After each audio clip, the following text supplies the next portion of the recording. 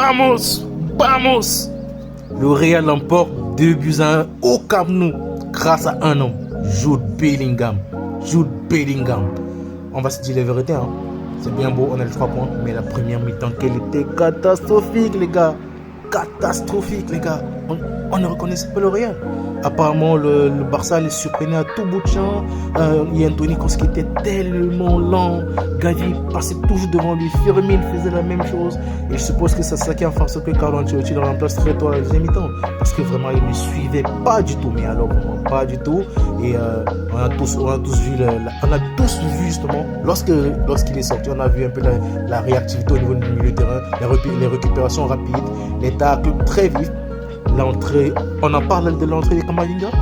Je ne sais pas si Ferland Mendy est blessé ou pas, mais dès que Camavinga est entré, mais qu'est-ce qu'il a fait du bien ce mec.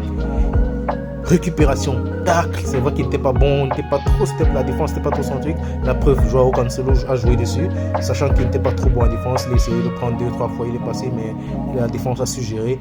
Mais comme il était précieux en attaque, Camavinga, très précieux, les petits coups de rein, les feintes. Normalement, il y a un penalty, même si lui, Araujo n'a pas du tout taqué le ballon, il a carrément stoppé le joueur. Donc, normalement, il y a un penalty, même d'après vous, dites-moi un peu en commentaire, d'abord, s'il y a un penalty sur Camavinga ou pas. Je suppose que vous vous rappelez bien de l'action.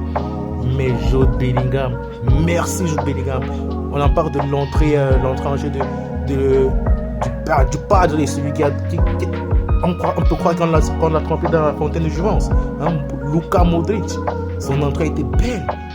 Très belle, on en parle. Roselu, il est entré, c'est vrai qu'il n'était pas trop percutant, mais on a senti seulement sa présence au niveau des attaquants, au niveau des défenseurs barcelonais. Il était en pointe et justement les défenseurs barcelonais étaient occupés par lui justement. Et ça a créé toute la différence de ce côté. Vinicius était un peu plus libre. Le milieu de terrain avec justement Jude Bellingham était aussi plus libre. Il pouvait maintenant se mouvoir plus facilement. La preuve, il a marqué 2 buts.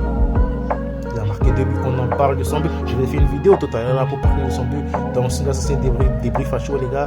Donc, victoire du Real, 2-1. Une première période assez chaotique. On met la première période sur le compte du Barça qui était très en forme, très en jambes. On peut, à l'image justement de Gundogan, milieu de terrain, qui a marqué son but.